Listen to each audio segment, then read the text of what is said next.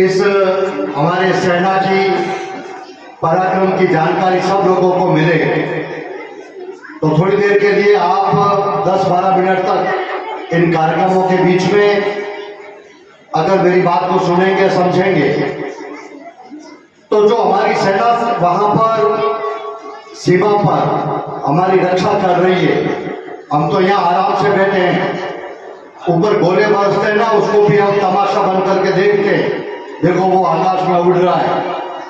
उनके बीच में जो लोग रहते हैं, उनके बलिदानों के कारण से, उनकी वीरता और साहस के कारण से हम यहाँ आजादी से बैठ करके श्वास ले रहे हैं।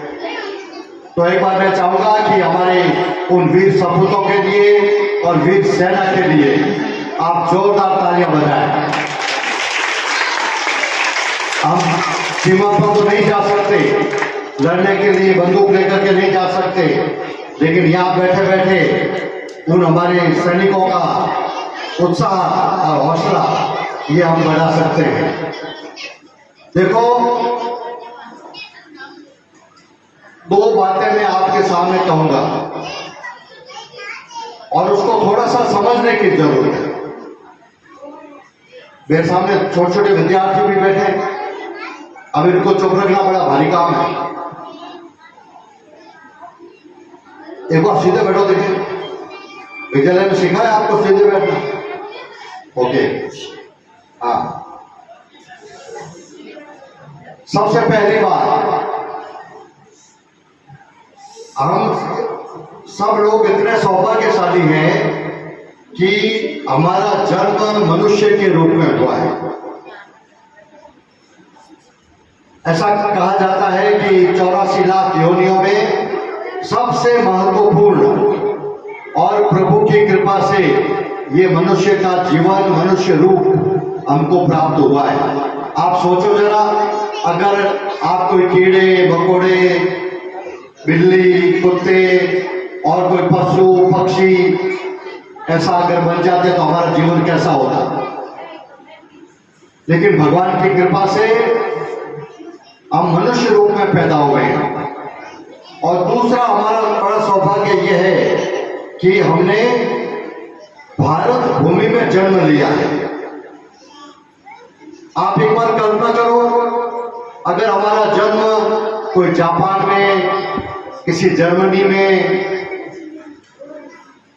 ऑस्ट्रेलिया में, रसिया में, ऐसे अगर किसी देश में होता तो हमारी क्या स्थिति होती।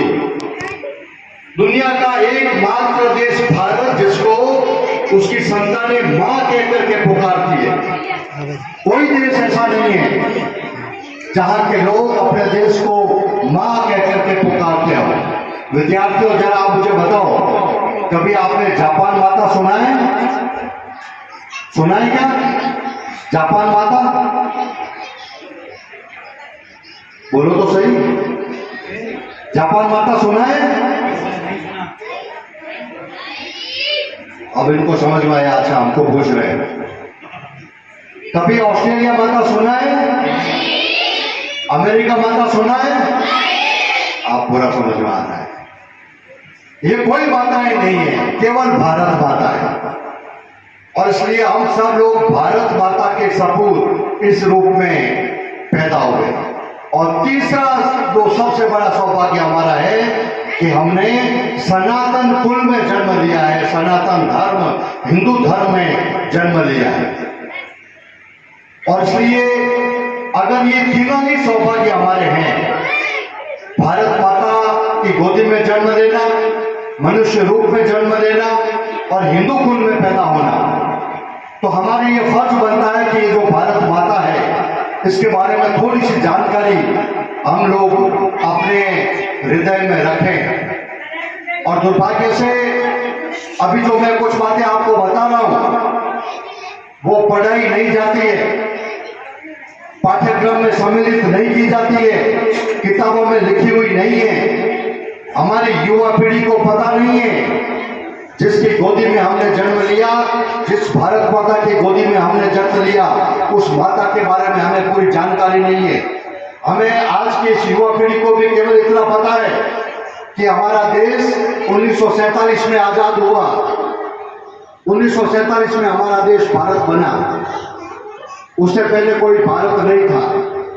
तो मैं आपको कहना चाहता हूं कि भारत देश का निर्माण 1,96,25,05,127 साल पहले इस धरती पर हुआ। दुनिया का सबसे प्राचीन देश मेरी मातृभूमि भारत है, और ऐसे भारत के सपूत होने के नाते हमको ऐसे कॉलर ऊपर करके दुनिया को ये बताना चाहिए, तुम नीचे बैठ जाओ, तुम्हारा जन्म कब हुआ? तो वो कहेंगे हमारा जन्म तो 2025 साल पहले हुआ, कुछ कहेंगे हमारा जन्म तो 1437 साल पहले हुआ। और आप भारत का हर कोई बच्चा कहे कि मेरा जन्म जब से सृष्टि बनी है 2 अरब साल पहले हमारा जन्म हुआ है। दुनिया में जब कोई भी नहीं था, उस समय दुनिया में केवल हम थे, भारत था और ये हिंदू धर्म था। लेकिन मित्रों, हमारी कमजोरी के कारण से, हमारे बिखरने के कारण से और हमारे स्वार्थ के कारण से हमारा देश टूटता चला गया। 47 में 2 टुकड़े हो गए, ऐसा नहीं है। 1876 में पहली बार मेरे भारत का विभाजन हुआ, अफगानिस्तान बना। और मित्रों, आप जो पीछे बैठे हो वो आप कागज पर लिख लो, 1876 पहला विभाजन, अफगानिस्तान बना और 6.5 लाख वर्ग किलोमीटर जमीन भारत से अलग हो गई। आप मेरे साथ जरा जुड़िए। हम अपने खेत की, अपने मकान की 1 इंच जमीन पड़ोसी को नहीं देते। भाई भाई आपस में मन मिल जाते, 1 इंच जमीन नहीं दूंगा, खेत की जमीन नहीं दूंगा। 1876 में अफगानिस्तान बना और 6.5 लाख वर्ग किलोमीटर जमीन वो ले गया। 1904 में नेपाल अलग हुआ, 47,000 वर्ग किलोमीटर जमीन वो लेकर के चला गया। 1906 में भूटान बना और 1,47,000 वर्ग किलोमीटर जमीन भूटान लेकर के चला गया। 1914 में तिब्बत अलग हुआ और 25 लाख वर्ग किलोमीटर की जमीन वो तिब्बत लेकर के चला गया। 1935 में श्रीलंका बना, 67,000 वर्ग किलोमीटर की जमीन ये श्रीलंका लेकर के बैठ गया। 1936 में ब्रह्मदेश म्यांमार जिसको आज कहते हैं वो हमसे अलग हुआ और 6,70,000 वर्ग किलोमीटर जमीन वो हमसे लेकर के बैठ गया। और ये नालायक पाकिस्तान 1947 में जिसकी बात करते हैं ये हमसे अलग हुआ और 8.5 लाख वर्ग किलोमीटर और 1.5 लाख के आसपास, उसके बाद में बांग्लादेश ये 9.5-10 लाख वर्ग किलोमीटर के आसपास जमीन ये हड़प करके लेकर के बैठ गए। किसी भारतवासी को दर्द नहीं हुआ, किसी को पीड़ा नहीं हुई कि मेरे देश की जमीन का एक एक टुकड़ा ऐसे कैसे अलग हो गया, कौन छीन करके लेके गया। हम भारत माता की जय बोलते हैं। भारत माता अगर यहाँ आ जाए और आपको पूछे, आपका कॉलर पकड़ करके कि बेटा किसकी जय बोल रहे हो तुम, ये लाखों वर्ग किलोमीटर जमीन भारत माता की काट काट करके छीन करके लोग लेकर के गए और तुम भारत माता की जयकार बोल रहे हो, मेरी जयकार बोल रहे हो। पहला ये काम करो सपूतों कि ये मेरे जितने भी अंग काट दिए गए हैं अफगानिस्तान से लगा करके, उन सबको एक करने की कोशिश करो। मेरा वही स्वरूप भारत माता का फिर से इस जगत जननी रूप में, इस शेरनी के रूप में जगत में विख्यात करो और तब बोलो भारत माता की जय। सारी दुनिया तुम्हारे चरणों में आकर के बैठेगी। ये कार्यक्रम ऐसा ही नहीं रखा है, इसकी जानकारी तो आपको सबको है क्योंकि आजकल हम सब लोग सोशल मीडिया के योद्धा हैं, सोशल मीडिया के योद्धा है। हाँ, अच्छा हुआ, अब तो पाकिस्तान को मार देना चाहिए, अब तो उसको तोड़ मरोड़ करके फेंक देना चाहिए, समुद्र में फेंक देना चाहिए। जोश, सोशल मीडिया का जोश जबरदस्त। और अगर बोला मैं हिंदुओं आ जाओ, समझने के हिंदू का एक हो जाओ, चौराहे पर इकट्ठे हो जाओ, 50 ही नहीं आवे। वो योद्धा लड़े, वो पाकिस्तान मोदी बर्बाद करते उनको, हमको जो बुलावे तो 50 सम्मेलन करेंगे तो जातियों के नाम से करेंगे, रैली निकालेंगे जातियों के नाम से करेंगे, महापुरुषों को जातियों के नाम से बांटेंगे, जातियों के नाम से सब कुछ हम करेंगे। लेकिन हिंदुत्व के नाम से, हिंदू धर्म के नाम से, हिंदू एकता के नाम से समाज और धर्म की रक्षा के लिए बाहर आने की जरूरत पड़ेगी। हमको टाइम नहीं है। और इसलिए ये कुछ तारीखें मैंने आपको बताई जो देश विभाजन की तारीख है। अब वो मैं तारीखें आपको बताता हूं जब इस देश के उस समय के तत्कालीन सरकारों ने देश के साथ धोखा किया। 47 में ये नापाक बन गया पाकिस्तान, और शर्त यह थी कि धर्म के आधार पर इसका विभाजन होगा। सारे मुस्लिम वो पाकिस्तान चले जाएं, सारे हिंदू भारत में रहेंगे। क्यों नहीं हुआ? ये छाती पर घूम डालने के लिए उस समय 2.5 करोड़ यहाँ रखे थे, आज 35 करोड़ हो गए। हम दो हमारे दो, हम दो हमारा एक, हम दो हमारा कोई नहीं। ये हिंदू फंस गया इसमें। और वो हम दो हमारे साथ 7 बीवियां 14 बच्चे, 2.5 करोड़ के 35 करोड़ के आसपास वो पहुंच गए। अब मैं आपको वो तारीखें बताता हूं। 1947 में जिन लोगों ने पाप किया, मेरी भारत माता का विभाजन किया और मेरी भारत माता की दाहिनी भुजा काट करके जिसको पाकिस्तान नाम दे दिया गया, बाईं भुजा काट करके जिसको आज बांग्लादेश है वो नाम दे दिया गया। और इसी पाकिस्तान ने 1948 में भारत पर पहला आक्रमण किया, 1948 में। और उस समय का देश का पहला प्रधानमंत्री उस आक्रमण के कारण से उस मुद्दे को लेकर के संयुक्त राष्ट्र संघ में चला गया, ठेकेदारों के पास में चला गया कि हमारा निर्णय करो।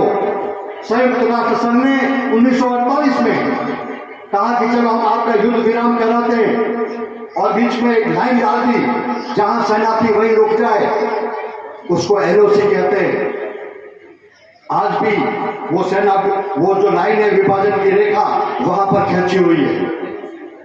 1962 में हरकत की चाइना ने, छोटी आंखों वाले देश ने 1000 पाकिस्तानी सैनिकों को आत्मसमर्पण करके माफ कर दिया गया, छोड़ दिया गया उनको। ये देश के सामने की गई गद्दारी और देश के लिए ये खतरनाक गलतियां आज भारत को भुगतनी पड़ रही है। 54 वर्षों बाद में, और उसके बीच में उसने कारगिल में घुसने की कोशिश एक और की, लेकिन 54 वर्षों के बाद में पहली बार उसी नापाक ने, इस पाकिस्तान ने एक फिर हरकत की अभी थोड़े दिनों पहले। और हरकत क्या की? कश्मीर में हमारे निहत्थे लोगों को जो घूमने के लिए गए थे उनको घेर करके मार दिया गया। बहनों ध्यान से सुनना, वहां पर आप जैसी बहनें शादी के बाद कश्मीर घूमने गई थी, और वो आतंकवादी आकर के लाइन में खड़ा करके ये पूछते हैं कि जो मुसलमान है वो अलग हो जाओ, हिंदू है अलग हो जाओ। और हिंदुओं में भी औरतों को छोड़कर केवल हमारे नौजवान देश के नागरिकों को उन्होंने गोली से उड़ा दिया। और गोली से उड़ाते समय उनको कहा कि जाकर के कह देना अपने मोदी को, हम ऐसे मारते हैं, धर्म पूछ करके हम मारते हैं, कह देना तुम्हारे मोदी को। ये हमारे देश के साथ हो रहा है। और ये तो भला है इस समय हमारी इस जनता का, हमारा भाग्य है कि देश का ऐसा प्रधानमंत्री कुर्सी पर बैठा है कि जिसने ये सोचा कि अच्छा ये हरकत उसने की है, इसका हम मुंह तोड़ जवाब देंगे। 10-12 दिन के बाद में ऑपरेशन सिंदूर के नाम से हमारी सेना ने वो पराक्रम प्रकट करके दिखाया। मित्रों, मैंने आपको बीच में एक शब्द कहा, आप सोशल मीडिया के योद्धा हैं। सोशल मीडिया में बहुत सारी अफवाहें चलती है, उसको देख करके हमारे मन में भी आता है ये युद्ध बीच में क्यों रोक दिया गया, ये तो अब की बात तो उसको खत्म कर देना चाहिए था। मोदी डर गया और अमेरिका ने पंचायती कर ली, अमेरिका ने दबाव डाला। ये यहां बैठ करके सोशल मीडिया में पंचायती करना और सोशल मीडिया के योद्धा बनना सरल है, लेकिन उनको पूछिए कि जिनका बेटा सीमा पर खड़ा है, उनको पूछिए जिनका पति सीमा पर खड़ा है, उनके घर वालों से पूछिए युद्ध कितने दिन चलना चाहिए। उनको पूछिए। और हमारी तो अभी लाइट कटेगी ना तो भी हमको लगेगा गर्मी हो गई है, मोदी कैसा आ गया, लाइट काट दी रात को, युद्ध वहां चलता रहे, लाइट यहाँ जलती रहे। भारत के लोग बड़े अजीब है।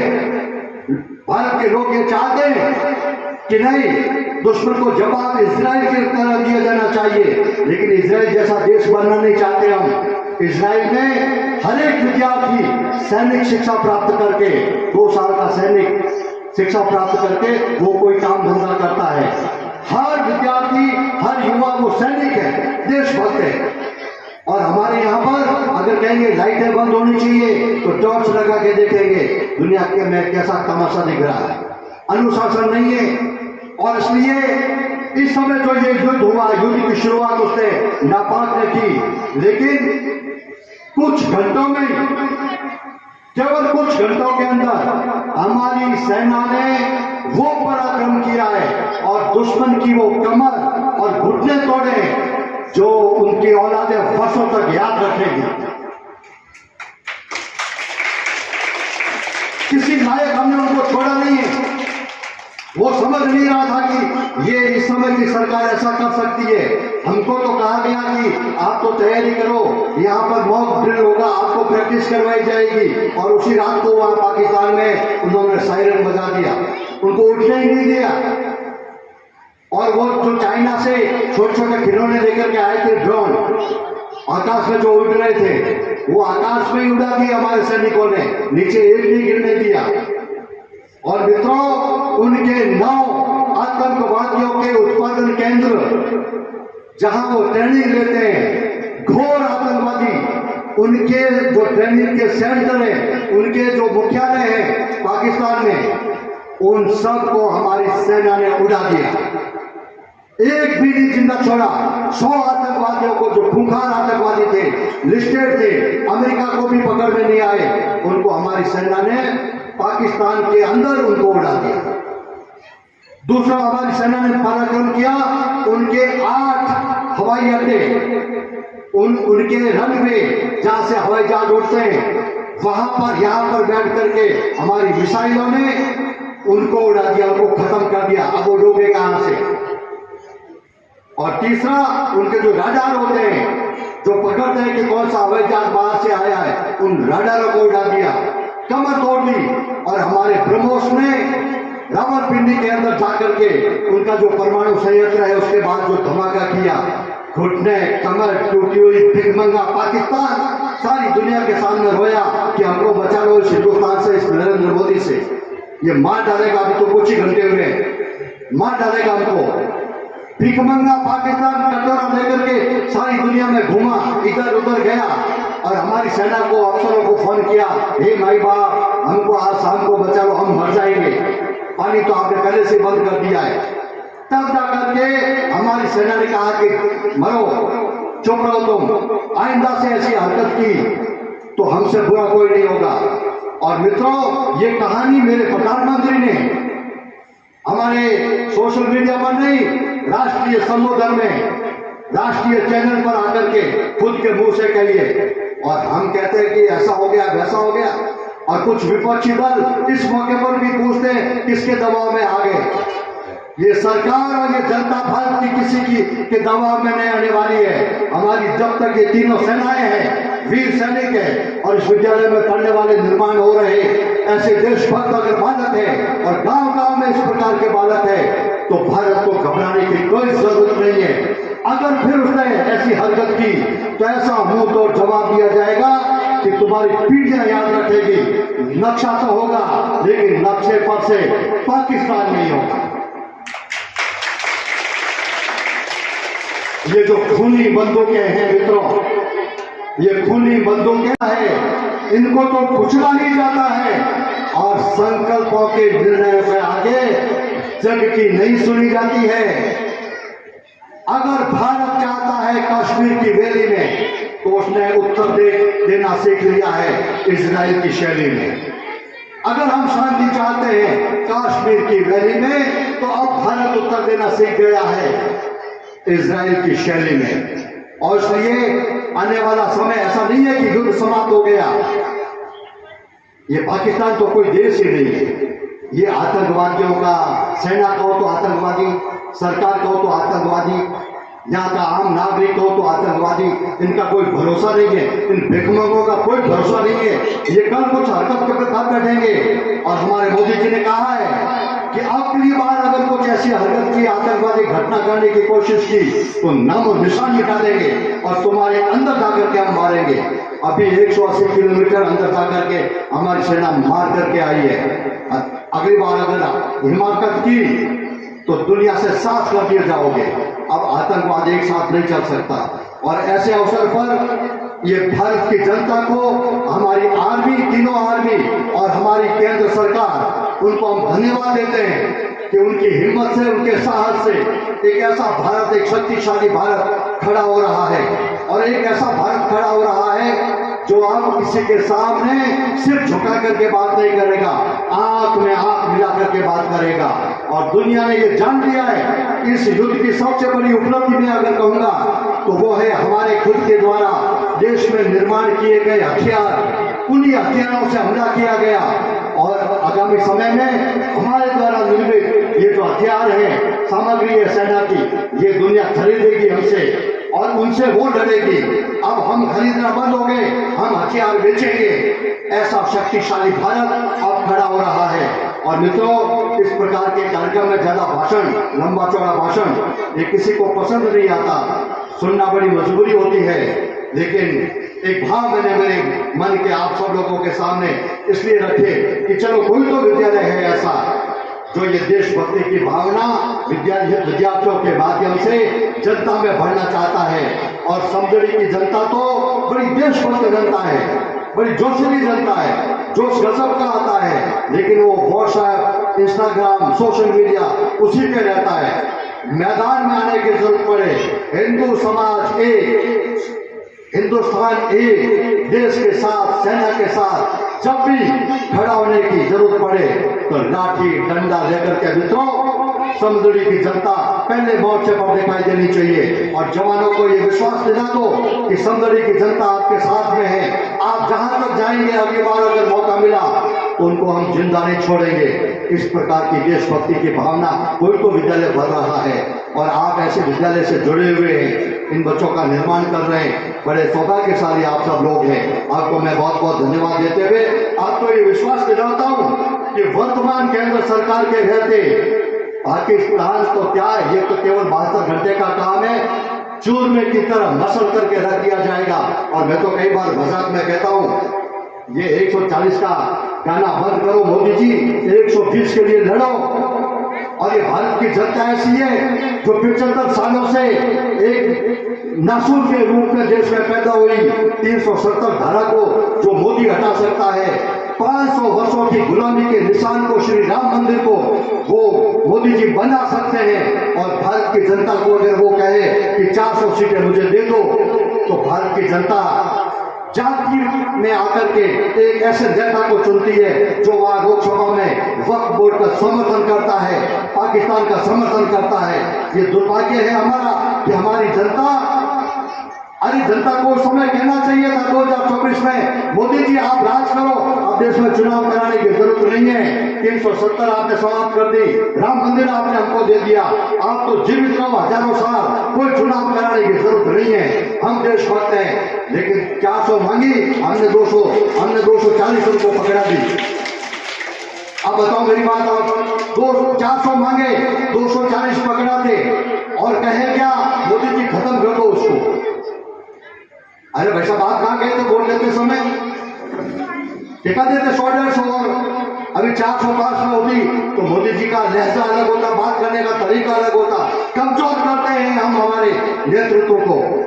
और वोटिंग जब लोकसभा में होती है तो 228 लोग मुसलमानों के कानून के पक्ष में खड़े होते हैं, वो सभी हिंदू हैं। अगली बार जब आपके सामने आए तो उनकी छाती पर चढ़ करके पूछना किसका साथ देते हो। मजबूत करो केंद्र सरकार को, मजबूत करो हमारे मोदी जी को। और मेरे मन की भावना यह है कि ये मोदी नहीं है, 1000 वर्षों के बाद में हमारे देश को एक ऐसा संत प्रधानमंत्री मिला है जिसके हाथों में हम सब सुरक्षित हैं 1000 वर्षों की गुलामी के बाद में।